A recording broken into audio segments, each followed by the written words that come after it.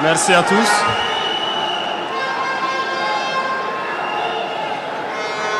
Bonjour, camarades combattants pour la liberté, pour la souveraineté et l'indépendance réelle, bonjour.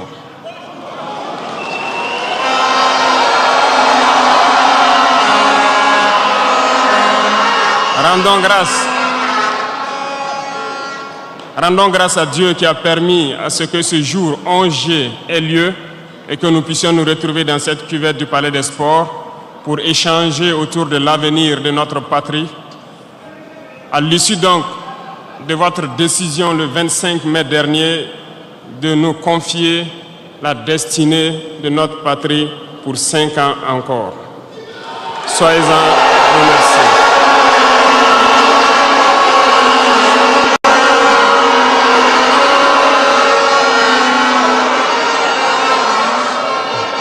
Nous ne voyons pas cela comme un mandat, mais nous avons compris cela comme un message qui nous a été passé. Et le message a été très bien reçu et nous ferons tout pour toujours mériter votre confiance.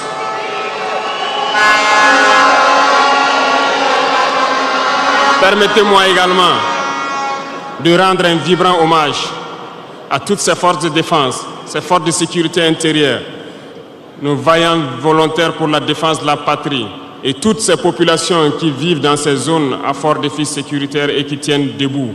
Nous leur rendons hommage et nous leur disons merci pour tous les sacrifices consentis pour notre patrie. Je vous demande que nous puissions donc observer 1 minute de silence pour honorer la mémoire de tous ceux qui ont perdu la vie dans ce combat.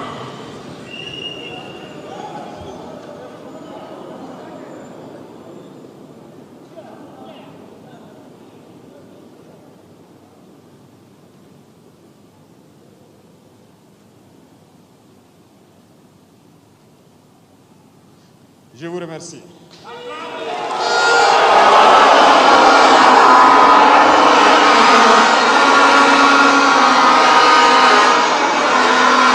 Que les âmes des défunts reposent en paix et que les blessés puissent retrouver bonne guérison.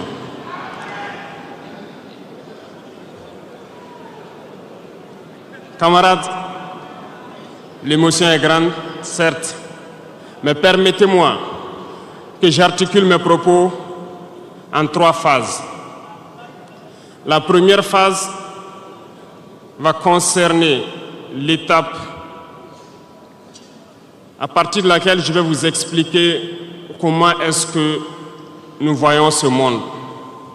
La deuxième phase, nous allons nous consacrer à vous expliquer pourquoi nous devons continuer à nous battre. Et après, l'étape la plus importante, ça serait de vous décliner de façon sommaire la vision pour l'avenir, si je peux m'exprimer ainsi.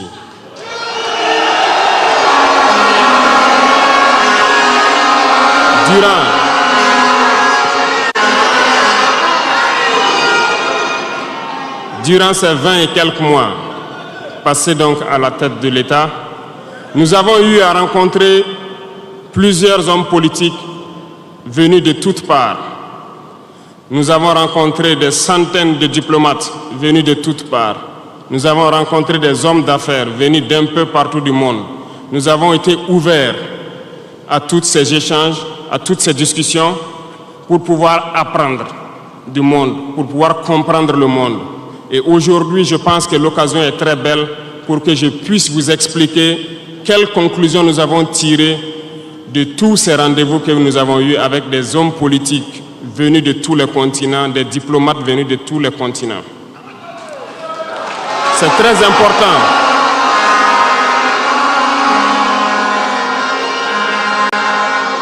C'est très important la conclusion que nous avons tirée et ça doit vous permettre de comprendre le monde.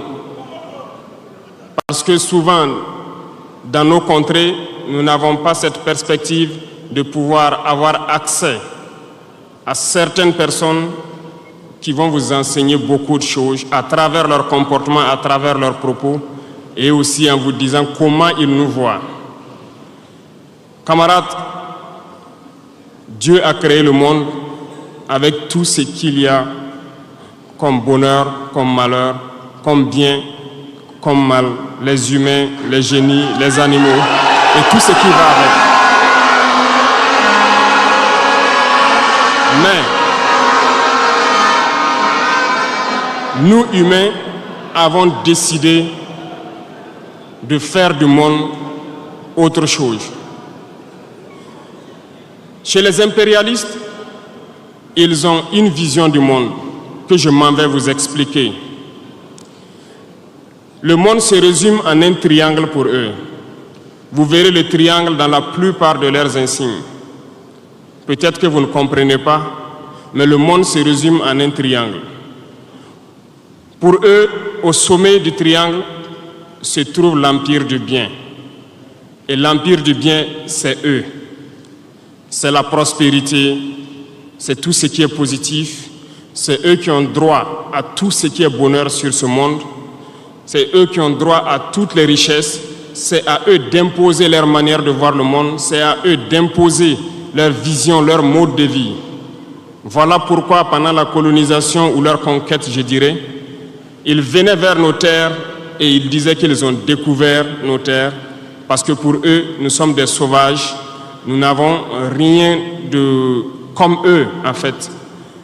Donc, ils nous appelaient des indigènes. Et c'est eux, le peuple. Ils s'arrogent tous les droits. Et pour eux, le monde doit marcher comme ce qu'ils veulent. C'est simple. Je prendrai quelques exemples. Regardez à travers leurs films. Ils ont préparé l'esprit de leur peuple pour les faire comprendre qu'ils sont les meilleurs. C'est eux qui doivent tout posséder. Vous ne direz pas le contraire. Dans tous leurs films qu'ils propagent, vous trouverez toujours les méchants. Ce sont soit les Russes, soit les Sud-Américains, soit les Noirs qui jouent les mauvais rôles de trafiquants de drogue, de proxénètes, de trafic d'humains, jusqu'à un passé récent, bien sûr. Vous trouverez les Arabes qui jouent le rôle des terroristes. Voilà un peu comment ils perçoivent le monde.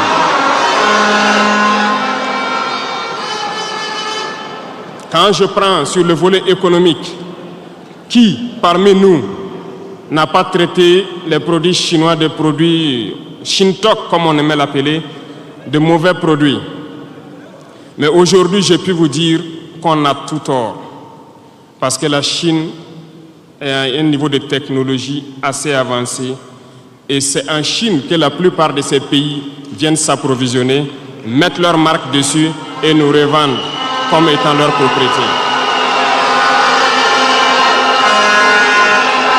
Regardez autour de vous. Nos entrepreneurs qui sont dans le BTP ne diront pas le contraire. Tous leurs engins aujourd'hui sont chinois.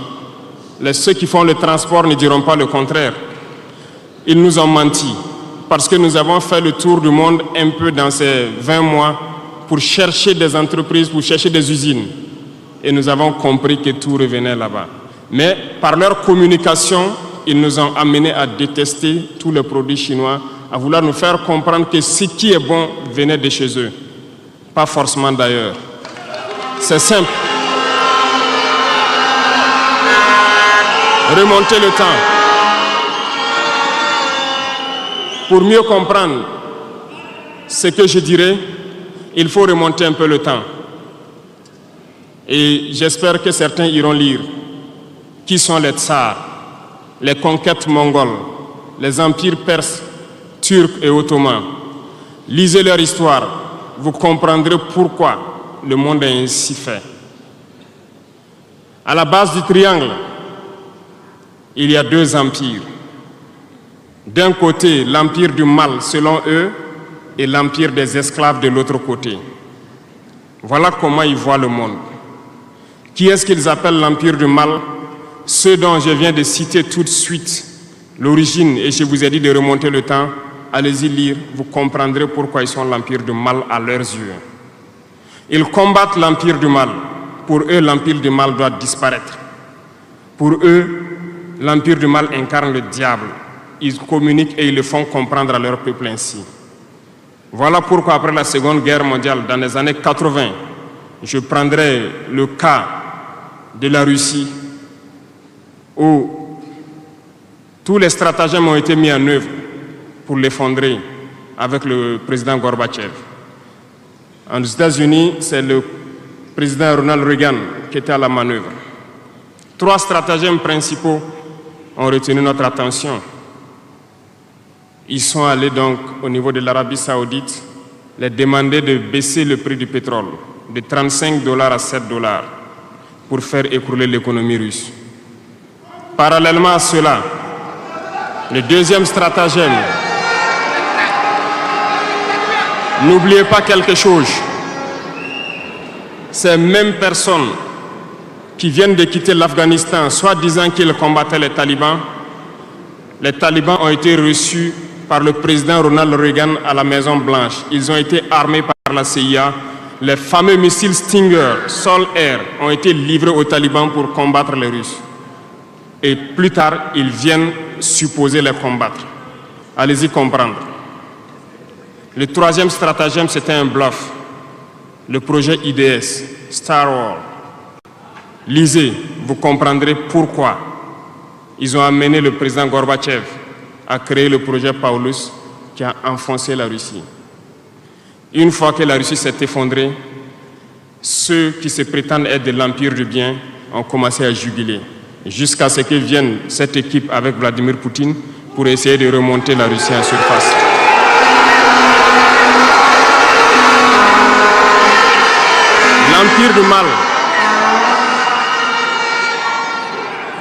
L'empire du mal, selon eux, a beaucoup souffert. Regardez l'Iran aujourd'hui, toutes les sanctions possibles. Regardez comment ils qualifient certains peuples. Par la communication, ils peuvent arriver à vous amener à faire détester un peuple ou à aimer un peuple. Ils sont très forts dans la communication et ils passent par tous les canaux possibles. Regardez les guerres qui sévissent. Ils ont tout inventé pour leur propre intérêt. Et enfin, l'empire des esclaves, selon eux, c'est l'Afrique et certains peuples d'Amérique du Sud. Dans leur tête, comme je le disais dernièrement, l'Afrique les appartient, nos terres les appartiennent, les richesses de l'Afrique sont pour eux. Et ils ne peuvent pas concevoir que des Africains puissent s'émanciper, sortir la tête de l'eau et vouloir donc les tenir tête. Et pour cela, ils se sont mis un cliché en tête. L'Africain est facile à manipuler, il n'est qu'émotion. Ils trouveront toujours un Africain pour lutter contre son frère. Et ça a toujours été comme ça.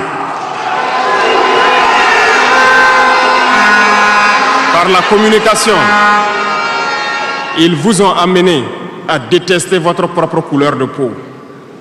Dans nos cultures, et dans beaucoup de cultures, au Burkina Faso ici, le deuil était symbolisé par la couleur bleue.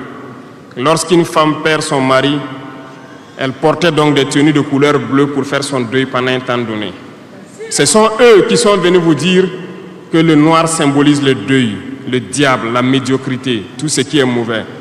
Et malheureusement, nous avons tellement avalé ça que lorsque nous sommes en deuil, nous nous mettons également en noir. Il faut que nous nous réveillons. Il faut que nous nous réveillons parce que voilà le cliché qu'ils ont en tête. Eux, ils sont l'empire du bien, d'autres sont l'empire du mal et nous, nous sommes l'empire des esclaves. Voilà comment les impérialistes voient le monde. Il faut que vous compreniez cela. Et là, je m'en vais faire un coup de gueule à l'endroit donc de certains intellectuels qui continuent de vouloir prêcher pour les impérialistes. Est-ce qu'ils ignorent cette partie de l'histoire? Je n'invente rien. Ça a été déclassifié. Vous trouverez tout ce que j'ai dit dans les bibliothèques ou partout sur les moteurs de recherche. Ces intellectuels n'ont-ils pas lu cela? Ne connaissent-ils pas l'histoire de ce monde? C'est peut-être par malhonnêteté ou quelques billets de dollars qui les amènent à toujours prêcher pour les impérialistes. Il faut que nos intellectuels arrivent à tout moment à prêcher pour conscientiser nos peuples, nos masses populaires, pour qu'ils comprennent d'où ils viennent et comment ils sont vus des impérialistes.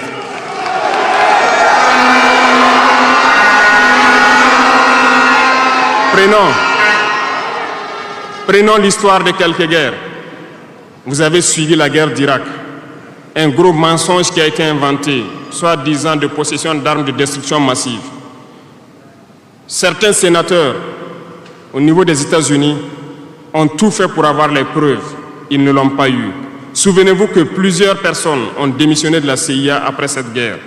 Des preuves ont été inventées de toutes parts. Des services secrets occidentaux les ont aidés à fabriquer des preuves. Et on se souvient que le même Niger a été accusé en son temps en montant une fausse convention, un faux contrat de vente d'uranium à l'Irak. C'est le même processus qu'ils ont voulu amener la dernière fois pour soi-disant que le Niger vend de l'uranium clandestinement à l'Iran. C'est déjà vu. Ils ont prétexté cela, ils n'ont pas eu de preuves. Même les Nations Unies ont trouvé finalement qu'il n'y avait pas de preuves tangibles de présence d'armes de destruction massive. Mais ils avaient leur objectif, il fallait détruire l'Irak. Ils ont détruit l'Irak. Ils ont créé l'État islamique. Tout comme ils ont créé les talibans dans les années 80. Les armés, les équiper. Et après, ils prétendent venir les combattre. Comprenez le jeu. Ça n'a que trop duré. Il faut qu'on se réveille et qu'on comprenne tout ça et que nous prenions conscience de notre situation et nous battre pour notre avenir.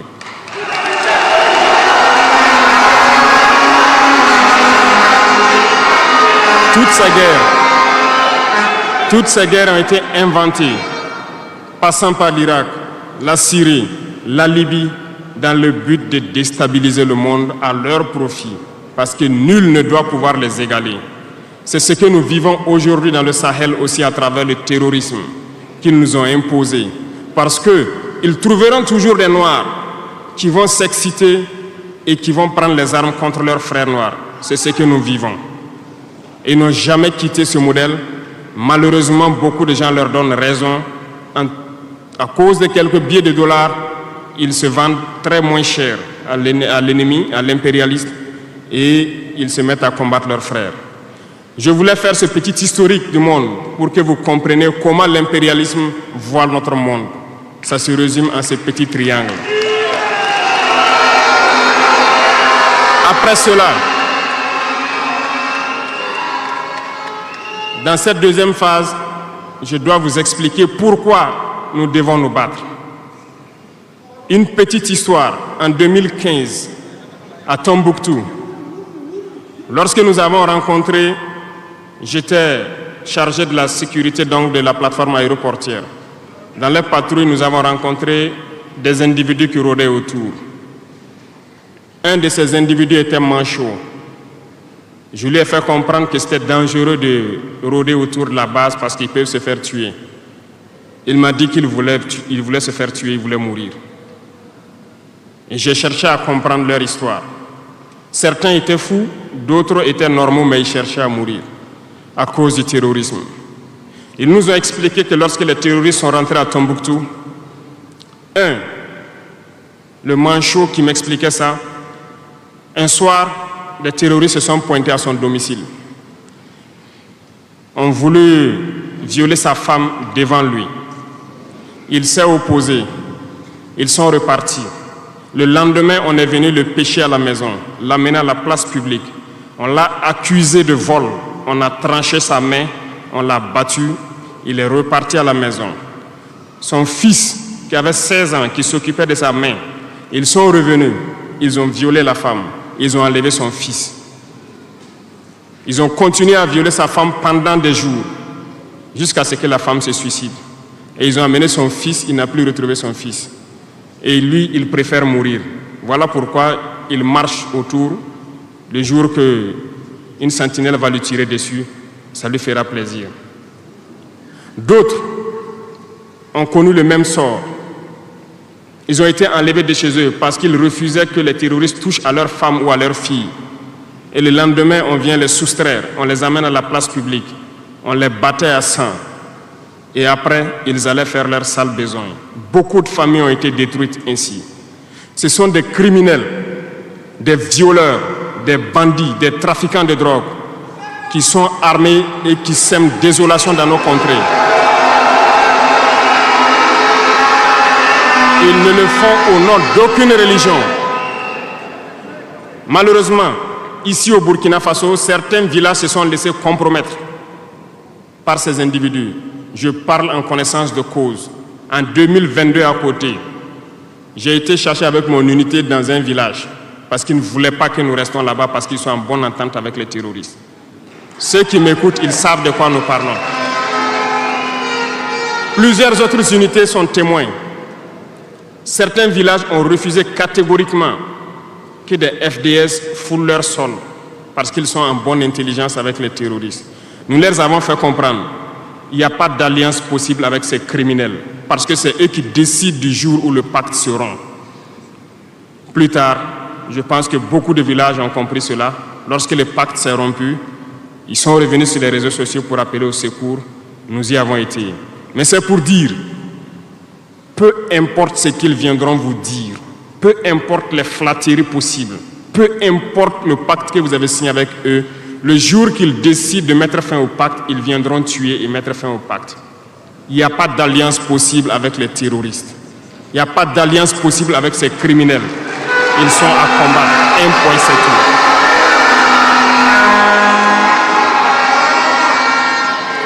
Aujourd'hui, nous constatons un phénomène, malheureusement, dans nos villes ici. Certaines personnes se plaisent à passer de cour en cour, à faire comprendre aux épouses de certains FDS et certains VDP, aux familles de certaines personnes tombées pour la patrie, que eux, ils avaient une solution pacifique avec les terroristes. C'est nous qui avons voulu faire la guerre. Et voilà pourquoi tout ça se passe. Comment est-ce que des êtres humains, voyant tout ce qui se passe, comprenant le monde, peuvent avoir de tels propos?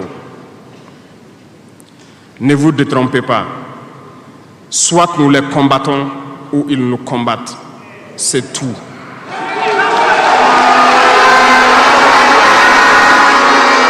Les gens se cachent.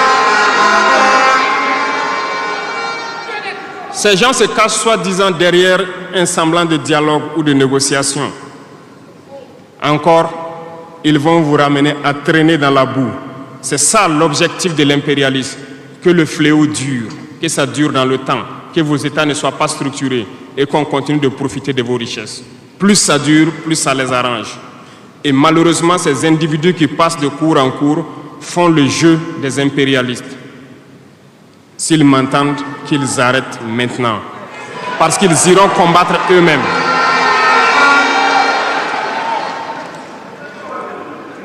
Nous n'avons pas le choix que de combattre. Et nous avons opté pour le combat. Et c'est par là que nous serons libres, que nous serons réellement indépendants. Pour ce faire, nous avons pris le soin de diagnostiquer le problème profond du Burkina Faso. J'avoue que le problème est réel et profond. Le mal est là. Nous l'avons diagnostiqué et nous découvrons de jour en jour le système. Plusieurs nœuds ont été défaits, mais des nœuds restent à défaire parce que tous les jours que Dieu fait, nous découvrons certaines pratiques. Je peux comprendre, plusieurs décennies durant, ce système s'est installé. C'est devenu comme un gène dans nos ADN. Mais il faut que nous arrivions donc à soustraire ce gène donc de nos ADN et pouvoir construire un Burkina nouveau. Voilà pourquoi dans la troisième phase de mon propos, je m'en vais donc donner des lignes directrices dans certains domaines clés. Nous ne donnerons pas de détails sur notre programme, si on peut le dire ainsi, parce que quand le programme est connu au détail près, ils vont anticiper, ils vont poser des obstacles sur nos routes et nous empêcher d'atteindre nos objectifs. Mais nous pouvons donc nous résumer en quelques mots. Parlant donc du domaine de la défense et de la sécurité, comme vous le constatez, nous avons opté pour le combat. Et pour cela, nous avons doublé presque les effectifs dans nos forces armées. Nous continuons de recruter et je pense que dernièrement des recrutements ont été lancés côté officiers et sous-officiers, et bientôt, dans quelques jours, le recrutement pour au moins 10 000 soldats devrait être lancé. Nous continuerons à renforcer les effectifs pour faire face. Parce que, où que vous soyez, malgré le recrutement qui a été fait, il y a toujours le besoin de militaires. Partout au Burkina Faso, certains villages continuent de vouloir la présence militaire. Donc, il y a lieu de continuer à recruter et à équiper. Et je peux vous assurer que nous sommes sur cette lancée. Depuis janvier 2023, nous avons pu lancer un programme d'équipement. C'est vrai, le monde est fou, il y a la guerre partout. Aucune nation ne prend son équipement et vendre, on fabrique pour vous. Ce qui a fait que ces équipements ont traîné près de 18 mois, mais les premiers ont commencé à venir, comme vous avez pu le constater la dernière fois, et les équipements vont continuer à venir, parce que nous voulons que le niveau de notre armée atteigne un niveau jamais égalé dans la sous-région.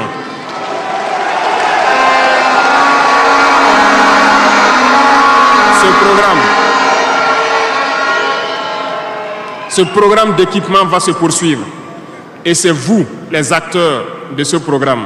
Parce que depuis que nous nous battons, j'ai pu vous dire, ces soi-disant amis du Burkina qui étaient là depuis longtemps, qui sucent nos richesses, même une seule cartouche de Kalachnikov, nous n'avons reçu de personne pour faire notre combat. C'est vous qui payez. Et nous continuerons à faire corps avec notre peuple pour pouvoir mener cette lutte. Nous avons des partenaires qui ont accepté de nous vendre des équipements et qui ont même proposé de pouvoir nous livrer des équipements stratégiques et que nous puissions payer dans le temps. Nous leur en remercions pour ce geste.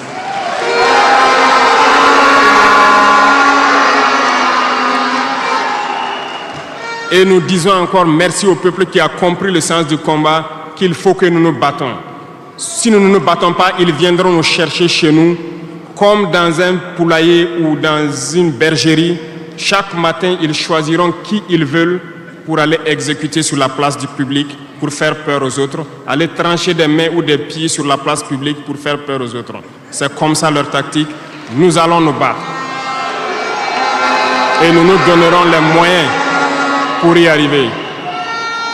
S'il arrive demain que nous sommes coincés dans une certaine lancée, nous viendrons encore vers le peuple et demander encore plus de sacrifices pour pouvoir atteindre l'objectif. Parce que malgré vos cotisations, je vous le disais tantôt, certaines puissances ont refusé de nous vendre les équipements, ont bloqué les équipements que nous avons achetés dans certains pays parce qu'ils ont la licence de certains composants. Et ces puissances exploitent des minerais au Burkina Faso. Je le dis ici, haut et fort et solennellement.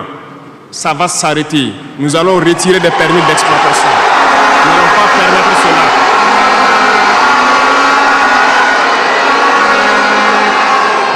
Vous ne pouvez pas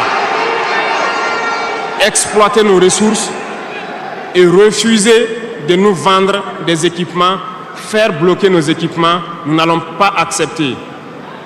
Qu'ils s'attendent, nous allons récupérer nos permis d'exploitation et nous allons l'exploiter nous-mêmes.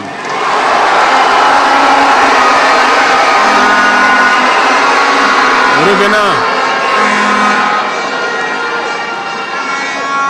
Pour conclure sur le volet donc de la défense, nous n'allons pas trop nous étaler là-dessus, mais sachez que tout ce qui est déjà arrivé, les hommes sont en formation là-dessus, d'autres équipements viendront. Et cette guerre, nous allons la mener. Beaucoup de stratégies ont été déjà écrites et nous les adaptons au fur et à mesure du comportement de l'ennemi. Et nous allons vaincre très prochainement ce terrorisme ici au Burkina et même dans l'AES.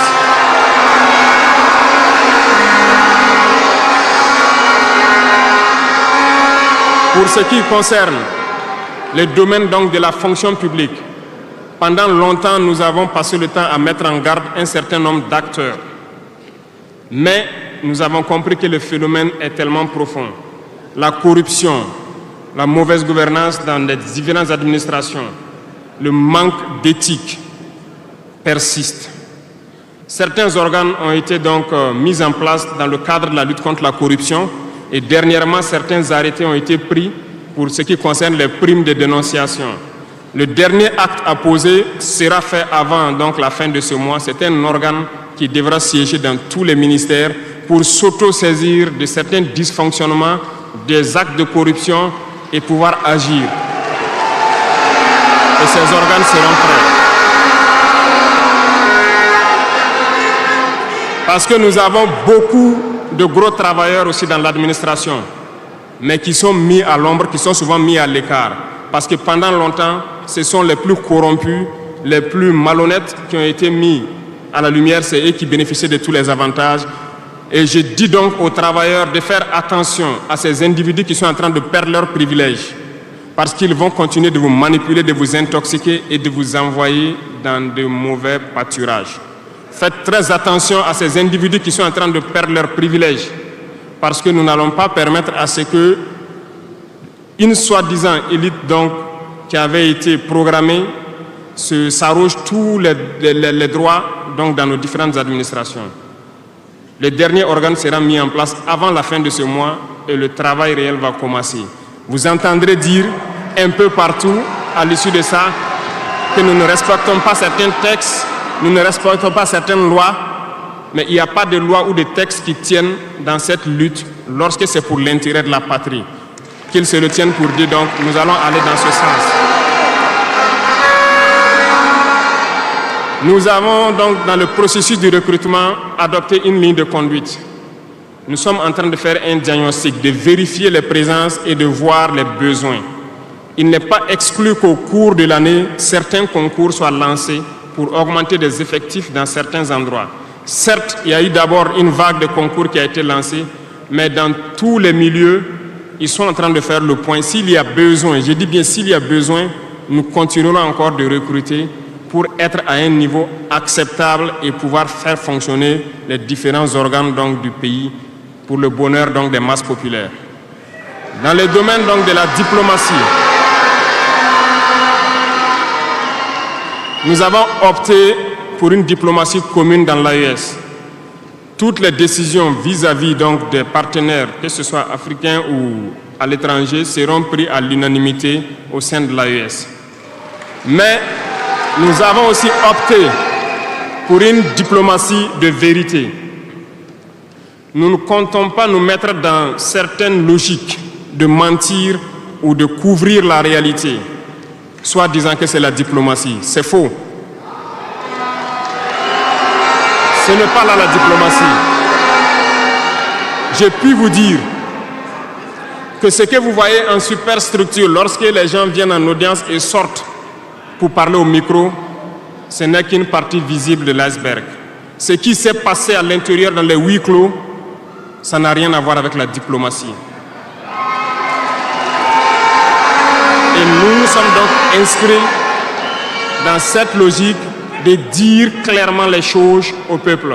Certains vont nous critiquer, d'autres même iront à dire que non, un chef d'État ne doit pas parler comme ça, un chef d'État ne doit pas faire ça. Mais nous leur disons que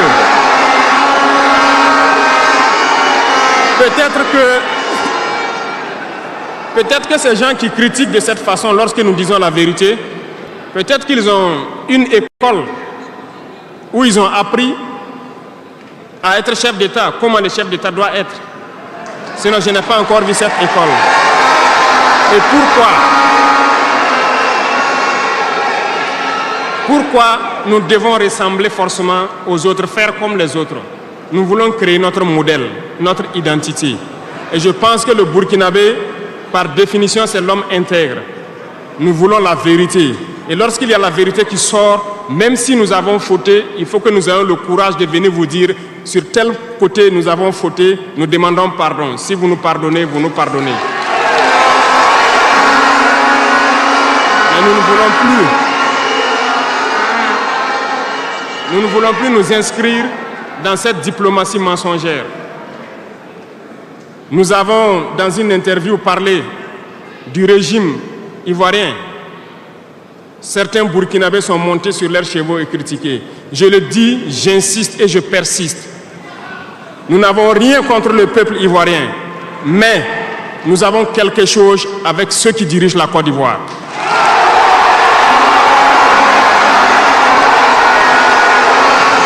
Nous le disons et nous le répétons encore.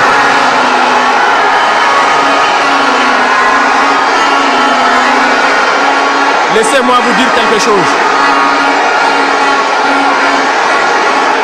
Permettez-moi de vous dire quelque chose. Il y a bel et bien à Abidjan un centre des opérations pour déstabiliser notre pays.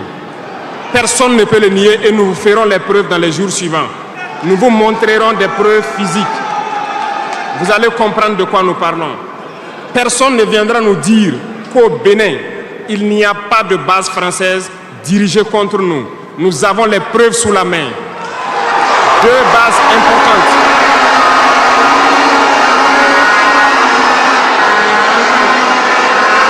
Nul ne peut le contester. Et je les mets au défi.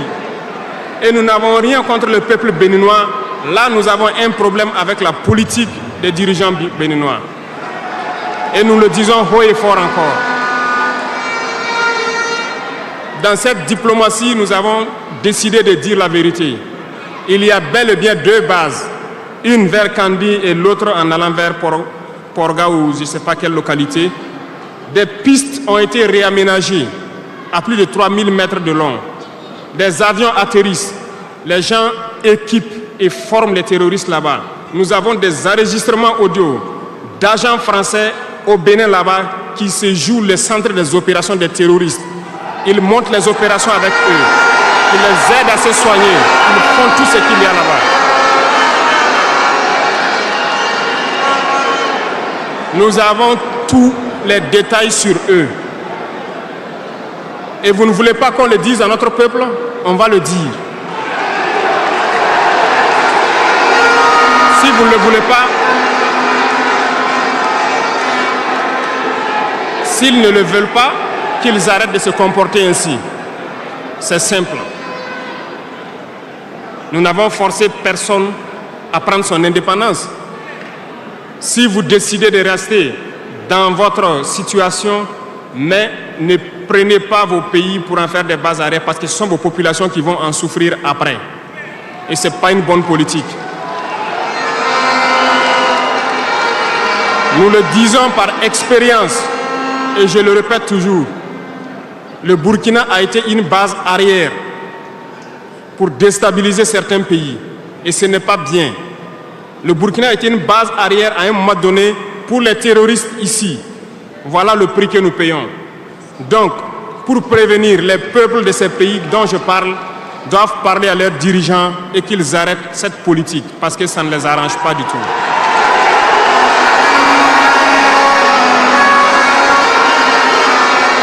Pour venir, dans le volet communication et culture, nous avons lancé plusieurs initiatives.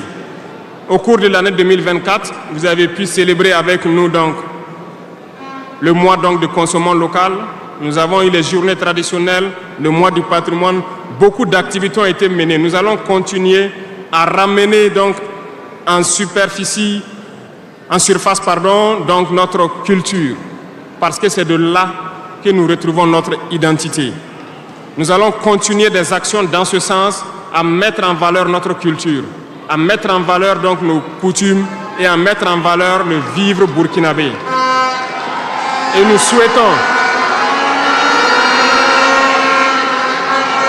souhaitons que chacun soit acteur de l'émergence du Burkina Faso à travers sa manière de communiquer. Parce que tout se trouve dans la communication aussi. Vous avez suivi dernièrement la guerre communicationnelle qui a été dressée contre nous et ça continue, ça ne va pas s'arrêter. Et je souhaite que tous ceux qui sont dans la communication puissent être professionnels. Lorsque nous voulons poser un acte communicationnel, qu'on se pose la question, est-ce que c'est pour la patrie ou contre la patrie, avant de poser l'acte. Peu importe. Vous pouvez ne pas nous aimer, moi, ma personne. Vous pouvez ne pas m'aimer. mais vous devez aimer votre pays. En me faisant du mal, il ne faudrait pas confondre le pays. Et donc, la politique dans le domaine de la communication va devoir aller dans ce sens-là. Et nous serons obligés donc de recadrer la communication sur tous les aspects. Et c'est cette ligne de conduite qui sera donc adoptée. Nous n'allons pas permettre à ce que des Burkinabés communiquent contre le Burkina Faso. Nous allons toujours nous inscrire dans l'éveil des consciences. Nous devons pouvoir sensibiliser les masses populaires pour que les gens comprennent pourquoi nous devons nous battre sur tous les volets.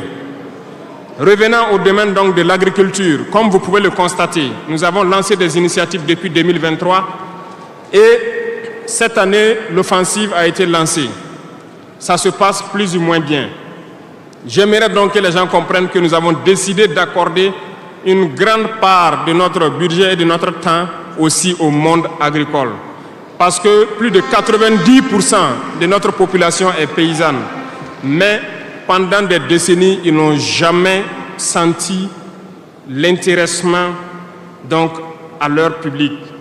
Et c'est pourquoi nous avons décidé d'entreprendre un certain nombre d'initiatives, d'actes que nous posons. Nous aimerions pouvoir labourer tous les champs de tous les paysans du Burkina Faso, les donner les semences qu'il faut et les permettre de pouvoir avoir les intrants nécessaires à coût subventionné pour pouvoir nous aider dans la lutte contre l'insécurité alimentaire. Parce que l'autosuffisance alimentaire est un droit. C'est dans ce même sens que nous avons créé dernièrement l'ONBA, l'Office national d'aménagement des barrages hydro-agricoles. Nous allons l'équiper parce que tous êtes témoins dans vos différentes régions que nous avons beaucoup retenu d'eau, beaucoup de barrages, mais qui sont ensablés, qui sont bouchés. Et nous avons la possibilité de faire d'autres barrages. Nous sommes en train de payer de l'équipement pour cet office pour qu'il puisse se déployer sur le territoire et avec la contribution des populations, pouvoir construire beaucoup de barrages et désensabler beaucoup de barrages. Nous allons poursuivre ce combat. Nous allons poursuivre ce combat jusqu'à l'atteinte de l'autosuffisance alimentaire et que nos populations puissent manger à leur faim. Dans le domaine des infrastructures, nous avons un manque crucial de routes. Et en faisant l'analyse, nous avons trouvé pour certaines routes des études très vieilles. Et pour d'autres, il n'y a pas d'études. Nous ne pouvons pas construire une route sans avoir des études. Les études sont préalables. Voilà pourquoi dans ce secteur, nous avons ordonné au ministère de faire beaucoup d'études sur beaucoup de tronçons. Ce qui nous permettra donc à l'avenir de pouvoir lancer des travaux et bien faire ces travaux pour que ce soit durable sur beaucoup de tronçons.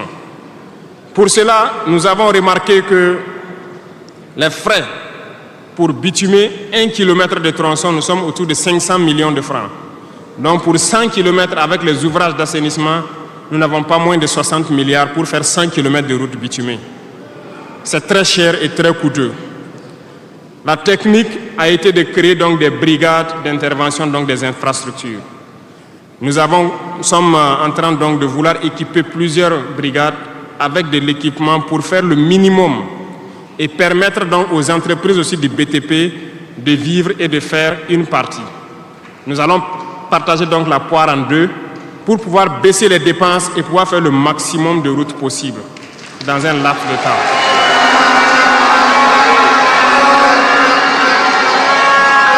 Cela donc a déjà commencé et nous allons poursuivre au cours donc de ces 5 années dans ce processus pour que dans toutes les régions, nous puissions quand même pouvoir rallier le maximum de chefs-lieux de province et que nous puissions faire écouler nos marchandises et que les personnes puissent se déplacer sereinement. Dans le domaine donc de l'urbanisme, nous sommes dans un processus de pouvoir redessiner nos villes. Et si vous remarquez, les villes sont trop grandes, si je me prends Ouagadougou, mais les infrastructures d'assainissement et autres ne suivent pas. Ça fait que nous pataugeons dans la boue et nous n'avons pas assez d'assainissement. Ça nous crée beaucoup de maladies qui peuvent donc amener des épidémies. Nous avons un processus de pouvoir concentrer les villes à travers donc des constructions à hauteur. Pour cela, nous avons un plan que nous avons établi pour pouvoir aller d'un quartier et concentrer le maximum et maintenant étendre aux autres quartiers. Certainement, si les gens sont déplacés dans ces quartiers, beaucoup de terres vont se libérer pour pouvoir maintenant dessiner de bons plans pour nos villes. Nous allons commencer par des villes, un certain nombre de villes d'abord, et pouvoir l'étendre à toutes les autres villes. L'urbanisme doit pouvoir donc nous amener à jouer sur le volet de la santé. Parce que si l'urbanisation est bien faite, il y a un bon nombre de maladies telles que la dengue, le choléra et certaines maladies liées aux eaux sales qui stagnent dans nos rues. Nous allons donc avoir un bon résultat dans le domaine sanitaire. Ce qui m'amène donc dans le volet de la santé. Nous avons décidé depuis un temps de rehausser le plateau technique d'un certain nombre de CHR, d'équiper certains centres donc de scanners et d'appareils qui puissent permettre aux citoyens d'avoir des examens adéquats et à moindre coût. Nous allons continuer dans ce processus. Voilà pourquoi nous avons lancé l'initiative présidentielle pour la santé au Conseil des ministres passé. Il s'agira de créer ce que nous avons appelé des centres de santé communaux. Et dans ces centres de santé, nous avons intégré un minimum de services qui doivent être servis aux populations. Il s'agira de l'imagerie, c'est-à-dire tout ce qui est échographie et radiographie, des banques de sang et aussi des laboratoires, pour que les populations des différentes provinces et communes, certaines communes, n'aient pas à se déplacer ou avoir besoin d'ambulance pour une transfusion sanguine, amener des malades vers certains centres, qui peuvent d'ailleurs ne pas arriver à cause de l'état de la mauvaise route. Donc, cette initiative est déjà lancée et nous allons faire en sorte que nous puissions commencer avant la fin de l'année la construction des premiers centres et leur équipement. Nous allons le poursuivre au fur et à mesure jusqu'à la limite donc de nos moyens pour pouvoir donner une santé, un système de santé fort à toutes nos populations. Nous ne voulons pas voir quelqu'un quitter sa localité pour venir vers un CHR pour une radio ou pour une transfusion sanguine. Donc, c'est bien possible. C'est bien possible parce que je reviens encore à nos impérialistes qui nous ont pillés pendant longtemps. Regardez, leurs simples hôpitaux pour leurs animaux sont plus équipés que nos centres de santé. Ce n'est pas concevable. Nous pouvons atteindre ce niveau et nous avons décidé de nous battre pour atteindre ce niveau. Le ministère a été instruit aussi de former le personnel nécessaire pour équiper ces centres-là au fur et à mesure que nous les mettons en place, parce que ça nécessite des professionnels engagés. Et pour être plus pointu, nous avons remarqué que nous avons des médecins assez posés, prenant l'exemple de ceux qui opèrent le cœur. Nous sommes en train donc de les accompagner pour pouvoir avoir un institut vraiment assez équipé et les permettre de faire certaines chirurgies du cœur sur place parce qu'ils en ont la capacité. C'est l'équipement qui les manque.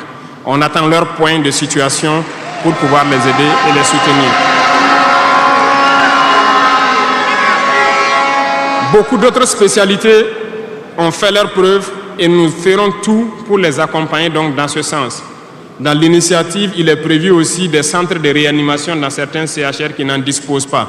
Parce qu'il nous a été dit qu'après plusieurs opérations, des patients souvent décèdent du fait de manque de centres de réanimation. Donc c'est un tout complet que nous sommes en train de mettre en œuvre pour pouvoir renforcer le système de santé. Et nous sommes convaincus que si les Burkinabés mangent à leur faim et que l'urbanisation est bien faite, nous avons déjà gagné en termes de santé sur beaucoup de plans. Et il faut l'accompagner maintenant avec l'équipement.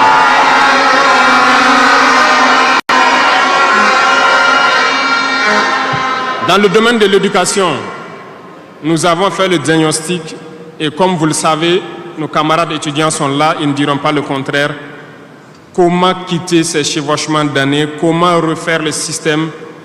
Eh bien, nous avons abouti à une conclusion. Nous avons lancé l'initiative aussi pour l'éducation de qualité.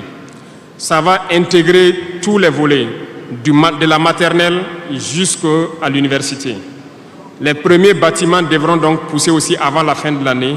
Nous avons opté pour des constructions en hauteur, pour rassembler le maximum d'élèves sur des superficies données, pour permettre un contrôle approfondi et judicieux de l'enseignement, parce que l'enseignement, c'est aussi de l'éducation. Et au finish, nous devrons avoir des complexes dans la plupart de nos communes, qui vont de la maternelle jusqu'au secondaire, et les centres universitaires doivent voir leur capacité augmenter aussi.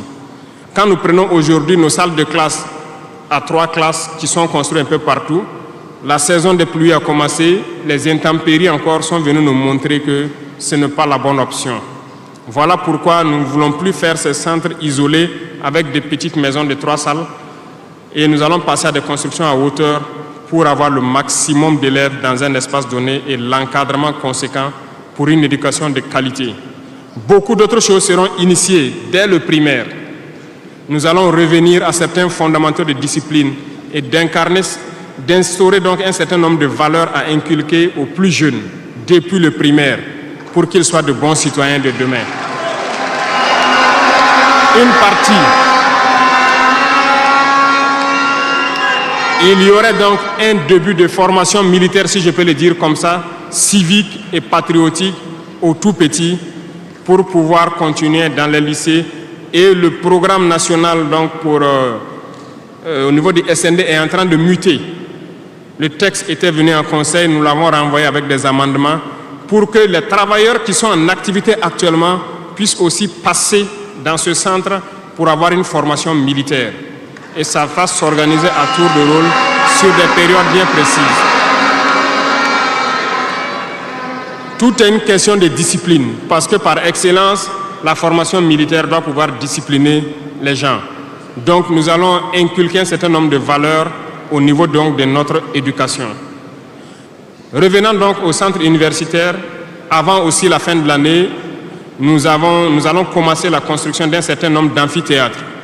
Et plus tard, lorsque les moyens le permettront, nous partirons sur le volet donc de la restauration et aussi des cités au niveau donc des différents centres universitaires. Mais nous commencerons par les amphithéâtres pour les permettre d'avoir donc où travailler pour que le décalage qu'il y a en termes donc d'années qui se superposent puisse se réduire considérablement. Nous avons fait une régulation budgétaire qui doit donc passer à l'Assemblée ce mois-là pour pouvoir donc initier toutes ces opérations. Qu'est-ce que cela veut dire? Nous avons diminué les dépenses de fonctionnement de l'administration pour pouvoir injecter ailleurs, notamment dans l'éducation et dans la santé. Ce programme donc est prêt, il a été lancé et dans les jours à venir, vous serez témoins de l'évolution donc de tout ce que nous sommes en train de vous dire. Et nous poursuivrons ce schéma tout au long donc de ces 60 mois qui nous a été consacré. Revenant donc au domaine donc des mines, je le disais tantôt, nous avons adopté une nouvelle politique. Le Burkina regorge de beaucoup de sortes de minéraux, mais il y a quand même un minéral pour lequel il n'y a plus de secret pour les Burkinabés. Et je m'en vais là saluer donc nos vaillants orpailleurs, très courageux, qui arrivent à rentrer dans les profondeurs de nos terres pour sortir ce minéral-là. Nous nous sommes dit, pourquoi continuer à laisser des multinationales étrangères venir puiser notre or pendant que nous savons l'exploiter nous-mêmes? Voilà pourquoi nous avons ordonné au ministère de réorganiser les orpailleurs. Et le gouvernement va prendre en compte l'exploitation de l'or. Plusieurs permis, comme je le disais, seront retirés de certaines personnes et nous allons l'exploiter nous-mêmes. Nous allons nous équiper.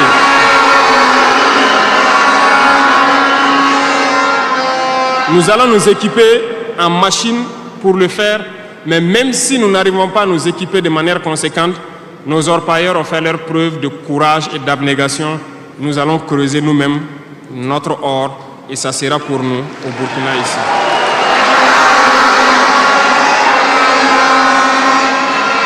Pour les autres substances, Pour les autres substances, là où nous ne pouvons pas, et bien sûr, nos partenaires sincères qui acceptent de nous accompagner dans cette lutte, c'est à eux seuls que nous pourrons concéder certains permis.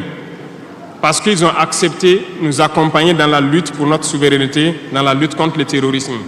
Et nous avons édicté un nouveau code donc, minier qui est actuellement à l'Assemblée et j'espère qu'il sera voté donc, dans la semaine prochaine pour imposer un nouveau modèle aux différentes entreprises qui vont venir pour exploiter l'or ici, pour que le maximum de profit soit pour l'État.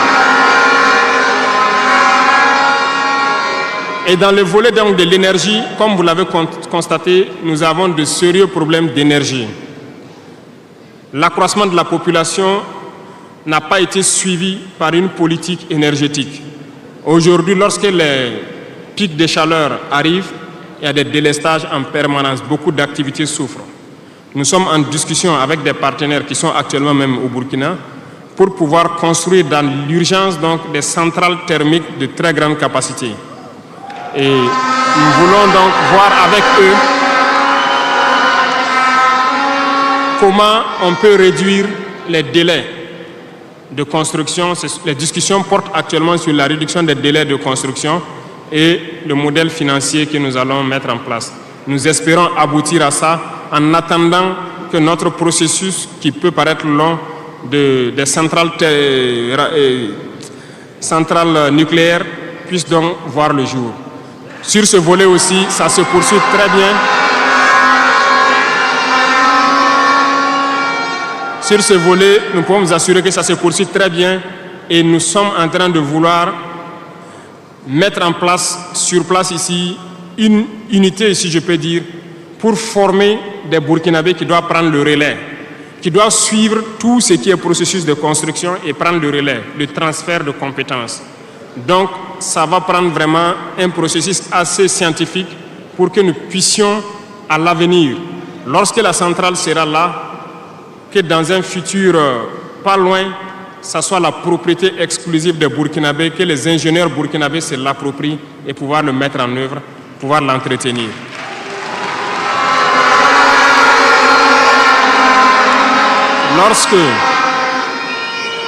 Lorsque les conclusions donc, des discussions qui sont en cours avec les partenaires pour la centrale thermique verront le jour, nous allons vous mettre ça à disposition. Et si nous avons besoin de vous, nous allons vous le dire pour pouvoir mettre en œuvre rapidement ce plan aussi.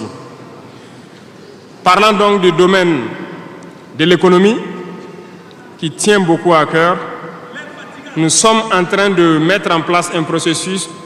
Le paiement donc, de la dette intérieure a commencé un peu avec les plus petites dettes. Les factures de moins de 100 millions ont été payées et nous poursuivons au fur et à mesure parce que ça doit permettre de soulager le secteur privé et de pouvoir donc relancer l'économie. Actuellement, nous allons nous tourner rapidement vers les sociétés d'État. Leur assemblée générale vient de finir, comme vous l'avez constaté. Elles fonctionnent très bien et elles ont fait de très bons résultats. Nous allons partir donc des sociétés d'État, soustraire un peu sur leur DAT pour soulager l'économie et faire tourner, soulager la dette intérieure et faire tourner l'économie. Donc dans les jours à venir, s'il plaît à Dieu, beaucoup d'entrepreneurs doivent être soulagés après donc, la signature de conventions avec les sociétés d'État. Mais nous sommes en train, donc dans le secteur minier, comme je vous l'ai dit, de prendre une certaine indépendance. Ça doit nous permettre donc de pouvoir avoir un bon nombre de ressources en matière de finances, mais aussi et surtout le volet de l'industrialisation qui doit venir combler ce volet économie-là, parce que nous dépensons beaucoup à l'extérieur. Nous sommes en train de mettre en place tous les processus pour que nos devises ne sortent pas. En attendant, au niveau de l'AES, comme vous l'avez constaté, nous avons décidé de mettre en place une banque d'investissement et aussi un fonds souverain. Ce processus, donc, les techniciens sont là-dessus. La réflexion est en cours et nous espérons, dans un futur proche, qu'ils nous présenteront quelque chose de conséquent. L'autre volet stratégique que je ne vais pas parler et dont vous savez, nous avançons sereinement et au moment venu, ça va vous surprendre et rester à l'écoute. C'est tout ce que je peux dire.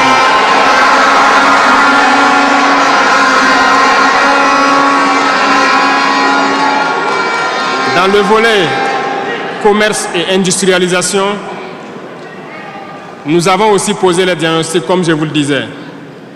Actuellement, comme vous le constatez, nous avons énuméré un bon nombre de produits que nous importons de l'extérieur. Alors, nous sommes en train d'entamer un processus d'industrialisation. Il faut que nous arrivions à mettre le maximum d'industrie sur place pour transformer nos matières premières et pour pouvoir fabriquer ce que nous consommons. Nous sommes dans ce processus et nous discutons avec beaucoup de partenaires pour avoir le maximum d'industrie sur place. Cela va faire en sorte que nos devises ne sortent pas et que l'économie tourne bien et que aussi nous puissions avoir de l'emploi pour les jeunes. C'est dans ce cadre que nous avons pris certains décrets pour faciliter la création des petites entreprises. Nous avons élagué tout ce qui est taxes durant donc un bon nombre d'années pour que les petites entreprises puissent se créer et vivre. Malheureusement, les petites entreprises se retrouvent confrontées aux besoins de financement. Il faut le dire, au niveau des banques, ça s'avère beaucoup compliqué pour qu'on puisse avoir des financements lorsque vous créez votre entreprise. Nous avons rencontré le monde des banquiers et comme je le disais, nous avons échangé, mais je ne suis pas du tout satisfait parce que le retour qui devait être fait pour que nous les accompagnions pour financer les petites entreprises n'est pas satisfaisant. Voilà pourquoi nous sommes en train de réorganiser nos fonds qui étaient disponibles au niveau de l'État. Nous les avons rassemblés en un certain nombre de fonds, tant au niveau de l'agriculture, tant au niveau donc du ministère de l'Emploi, pour pouvoir prochainement ravitailler ces fonds-là et pouvoir permettre aux jeunes qui créent les entreprises d'avoir des crédits et de pouvoir se lancer. Donc, et je profite interpeller donc le monde donc encore des banquiers de revenir avec des propositions parce que nous avons des solutions, mais peut-être pas de bonnes solutions pour eux. Mais il faut qu'ils reviennent un peu pour nous appuyer à pouvoir aider les jeunes à s'en sortir. Le cas échéant, nous serons obligés de mettre en place un plan, peut-être qui ne va pas plaire, mais nous serons obligés. Dans le domaine donc du commerce, comme vous l'avez constaté, beaucoup de gens nous ont interpellés au cours de nos tournées sur les marchés hier. Nous avons fait un point de situation. Il y a tellement de travail à faire pour reconstruire ces marchés hier. Donc, aujourd'hui, quand vous prenez à Ouagadougou, le maire fait des séances de sensibilisation un peu partout, concernant donc un certain nombre de commerçants qui se sont installés de manière anarchique au bord des rues, mais j'ai instruit à ce que ce soit des sensibilisations toujours, en attendant que nous dégageons les espaces pour construire des marchés dignes de ce nom et demander aux gens de venir prendre des boutiques dans ces marchés et maintenant pouvoir libérer les rues pour pouvoir agrandir et assainir notre milieu. Et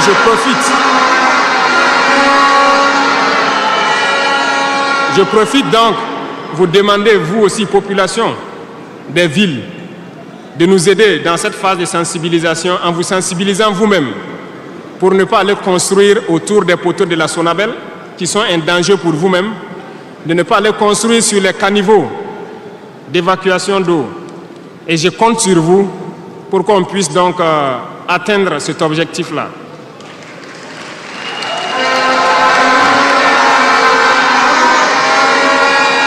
Revenons donc au volet donc de l'emploi, le sport, la jeunesse. Nous sommes en train de faire une réforme. Il y aura un remaniement ministériel dans quelques jours où l'architecture des ministères va changer un peu. Nous allons consacrer un ministère entier à la formation secondaire et professionnelle pour que nous n'ayons plus à avoir donc au niveau de l'université ce blocage qui est là actuellement. Nous devons pouvoir professionnaliser beaucoup de jeunes depuis le lycée. Donc, soit depuis la 4e ou au niveau donc de la seconde, que les gens puissent décider d'aller dans des filières professionnelles et pouvoir s'auto-employer. Donc, un ministère sera consacré uniquement à ça. Parce que le système éducatif, comme je l'ai dit, après diagnostic, vous êtes d'accord avec moi que nous formons très peu d'ingénieurs. Pourtant, une nation qui se développe, l'indice aussi de développement, c'est en termes d'ingénieurs formés. Remontez dans l'histoire et voyez toutes ces grandes nations. Le nombre d'ingénieurs formés par an dans des spécialités pointues compte beaucoup dans le développement. Au Burkina, nous n'en avons pas assez. Voilà pourquoi l'école polytechnique de Ouagadougou, nous voulons la faire évoluer en université polytechnique en y mettant un certain nombre de filières technologiques et en recrutant le maximum d'étudiants qui puissent être formés là-bas et avoir des ingénieurs. C'est bien que nous ayons les filières comme lettres modernes, philosophie, droit, voilà, psychologie, histoire. Beaucoup d'étudiants se retrouvent là-bas contre leur gré.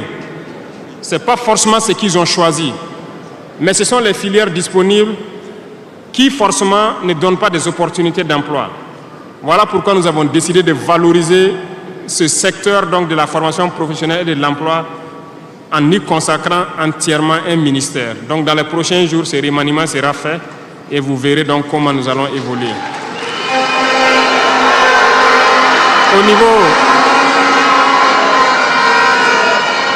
Au niveau du sport, la jeunesse et le sport, nous avons jugé nécessaire qu'il faut reprendre la main. Il faut reprendre la main pour recadrer. Parce que, première chose, le sport permet d'éviter un certain nombre de vices. La drogue, l'alcool, certains vices de la société peuvent être combattus à travers le sport. Nous voulons donc mettre des pôles dans toutes les régions, reconsidérer l'UCBF et toutes les disciplines sportives pour pouvoir les valoriser et créer les pépinières pour qu'au niveau professionnel, nous ayons le maximum de Burkinabés qui défendent les couleurs de Burkina Faso à l'extérieur. Le ministère qui sera consacré à ça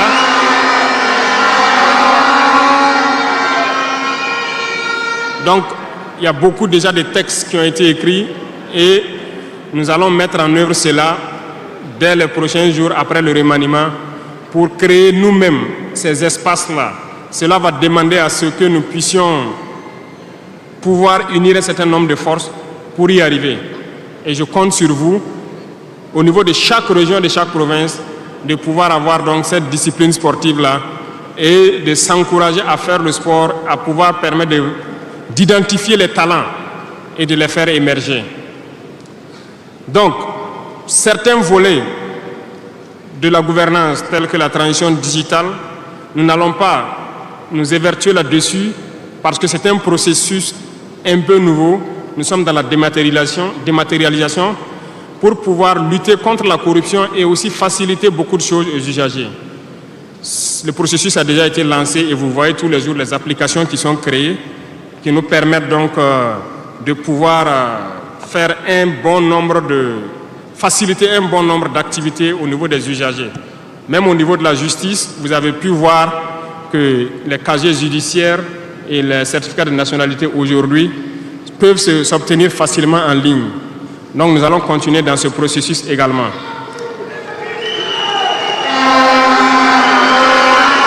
Revenant donc au domaine donc de l'humanitaire, nous avons donné donc instruction au ministère. C'est le ministère de la Femme, du Genre, de la Cohésion sociale et de l'action humanitaire. C'est eux qui traitent toutes ces questions. Mais nous avons décidé dans une première phase de nous concentrer sur l'action humanitaire, notamment soutenir les populations qui retournent dans leur village. Aujourd'hui, imaginez des populations qui retournent dans leur village en début de saison ou pendant la saison pluvieuse. C'est très difficile pour eux de pouvoir se nourrir ce temps-là. Donc, certains volets peuvent sentir moins donc, la présence du ministère, notamment le genre et autres. c'est parce que nous avons donné instruction au ministère de se concentrer sur l'action humanitaire. Au fur et à mesure que les villages rejoignent, que les villages puissent avoir le minimum pour survivre. Et là, à partir des moments, nous pourrons donc nous intéresser à tous ces volets. Parce que la cohésion sociale dont nous parlons ne peut advenir que lorsque les gens mangent à leur faim d'abord. Un pauvre et un riche ne peuvent pas s'asseoir sur la même table et parler. Si l'un a faim et l'autre... Voilà, c'est compliqué. C'est ce que je passe mon temps à dire à tous ceux qui viennent nous parler de cohésion sociale. Quelqu'un ne peut pas avoir faim et quelqu'un qui mange à sa faim, vous voulez les asseoir pour parler à la même table, ce n'est pas possible. Il faut que tout le monde ait à manger d'abord.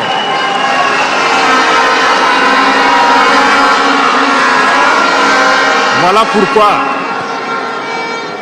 c'est dans la lutte qu'il y a la cohésion. Acceptons de lutter. C'est dans la lutte, c'est dans la guerre qu'est née l'AES. C'est dans la lutte que nous avons pu nous unir dans le Sahel. Et c'est dans la lutte que les Burkinabés sont en train de s'unir. Allez-y voir tous ces villages qui se retournent. Je vous invite à faire le tour. Beaucoup sont venus de différentes provinces. Ils peuvent être dans leur village avec des désaccords. Ils ont été cherchés. Mais quand ils reviennent, ils sont plus soudés que jamais. La cohésion sociale se trouve dans la lutte également. Et pour finir, j'ai laissé le domaine de la justice en dernier pour terminer donc notre vision dans ce domaine.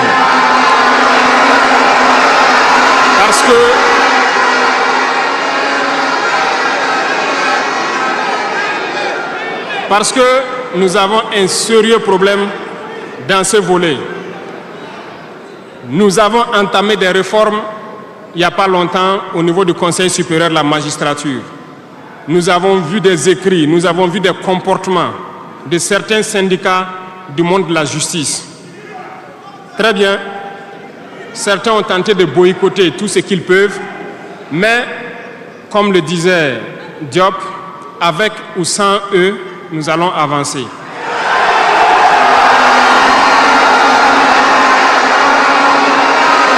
Nous avons plaidé.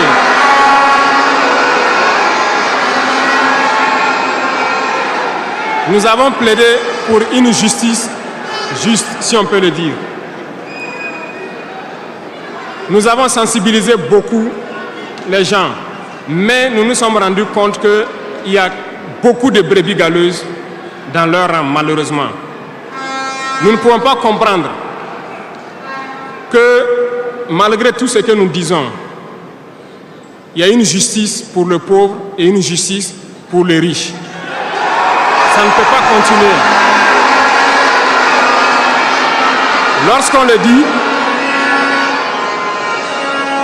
le dit, ils disent que nous ne devons pas parler de ça. Nous allons parler de ça et bien même. Parce que, remarquez jusqu'au jour d'aujourd'hui, lorsqu'un citoyen lambda, qui ignore la loi d'ailleurs, même si on dit nul n'est censé ignorer la loi, un citoyen lambda a un problème en justice, on peut l'attraper, le mettre en prison sans jugement pendant longtemps d'abord. Mais lorsque un autre citoyen a un problème en justice, pour peu qu'il puisse mobiliser 1, 2, 3 avocats, son dossier est rapidement pris en compte, jugé rapidement, pendant que le pauvre, lui, il croupit d'abord en prison. On ne peut pas accepter ça.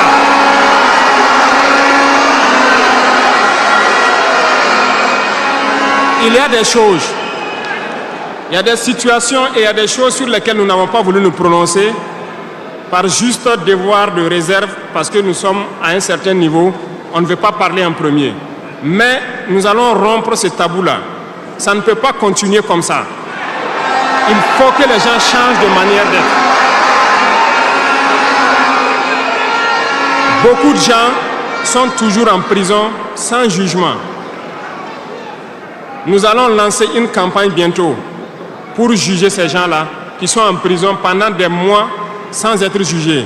Parce que nous ne pouvons pas payer des gens et vouloir encore qu'on paye lorsqu'il y a un jugement. ces pratiques vont cesser. Ça fait partie du fonctionnement. Et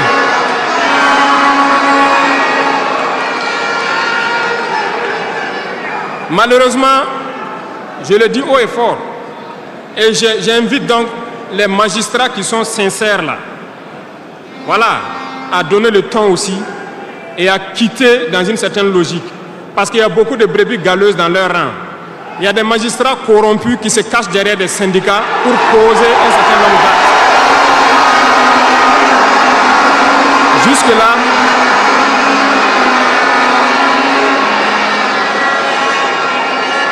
Jusque-là, nous sommes restés dans une certaine logique d'essayer de respecter certaines règles. Mais je veux qu'ils comprennent. Ce n'est pas parce qu'ils savent parler. Nous savons parler. Si quelqu'un continue dans cette logique, à chaque instant, nous serons devant le peuple pour les expliquer pourquoi nous avons violé telle décision de justice. Tant que ça ne va pas rencontrer l'assentiment du peuple. Parce que c'est le terme qui existe.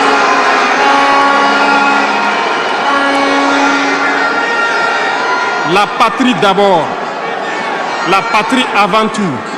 Si une mauvaise décision est prise, soi-disant pour protéger certains individus qui nuisent à la patrie, nous allons nous opposer. Et nous n'allons pas permettre que la décision soit exécutée. Et nous allons expliquer pourquoi nous nous opposons. Le Conseil supérieur de la magistrature a été modifié dans son architecture. Ils seront installés, si ça n'a pas déjà été fait, et ils vont commencer le travail. Tous ceux qui avaient les dossiers, des magistrats qui avaient été pris la main dans le sac, qui ont des dossiers, on va remettre tout à jour, ils seront jugés aussi, comme les autres. Il n'y aura rien d'impuni.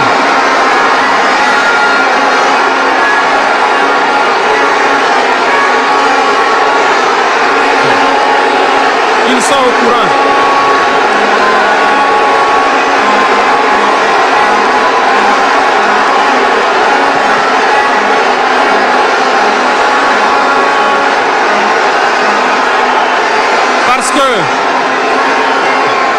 Parce que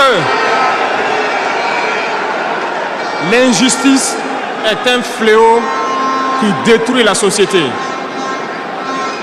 Oui, l'injustice est un fléau qui détruit notre société. Et il faut que ce soit clair.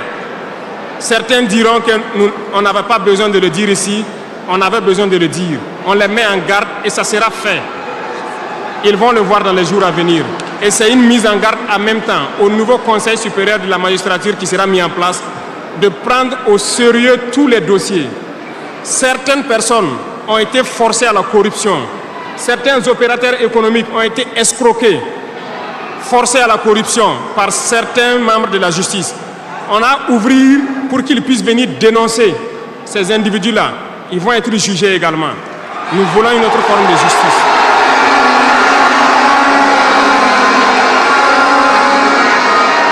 Nous ne le faisons pas pour nous-mêmes. Nous ne le faisons pas pour nous-mêmes, mais nous le faisons pour la masse. Parce que les deux catégories de citoyens, cette minorité qui se retrouve être la minorité dirigeante et la majorité qui est la masse populaire paysanne qui est croupie dans les villages, nous n'allons pas permettre à ce qu'il y ait cette distanciation en matière de justice. Donc, j'ai laissé la partie de la justice en dernière partie pour les dire que la bataille sera lancée. Et nous comptons sur les magistrats honnêtes pour faire le travail honnêtement et expédier de leur rang les corrompus, les vendus et les escrocs. Nous n'allons pas continuer à les embourgeoiser, à les enrichir. On va nettoyer. Et s'il faut que...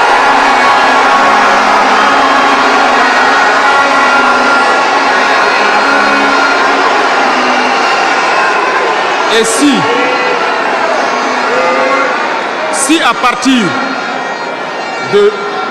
si à partir de ces propos que je tiens aujourd'hui, certains décident de faire des mouvements d'humeur ou de ne pas travailler, ils sont libres. Nous prendrons les mesures qui sied. Mais le pays va avancer.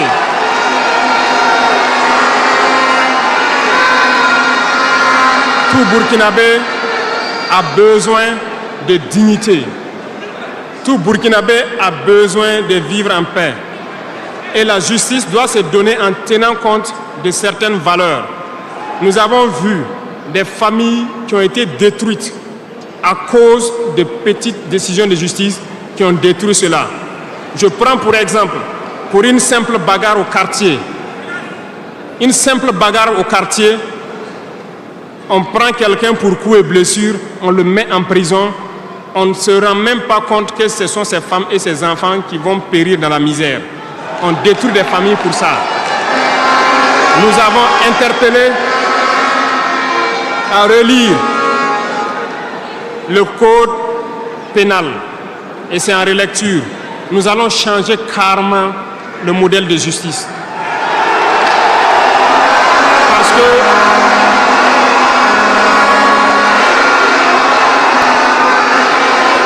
nous l'avons dit et nous le prêchons. Il y a plein de fautes.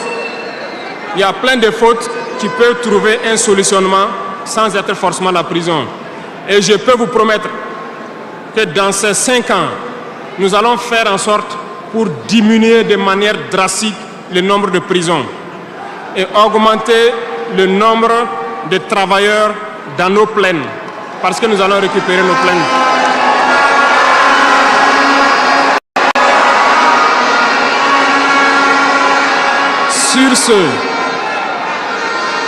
Sur ce, nous n'allons pas donc nous détailler sur tous les aspects.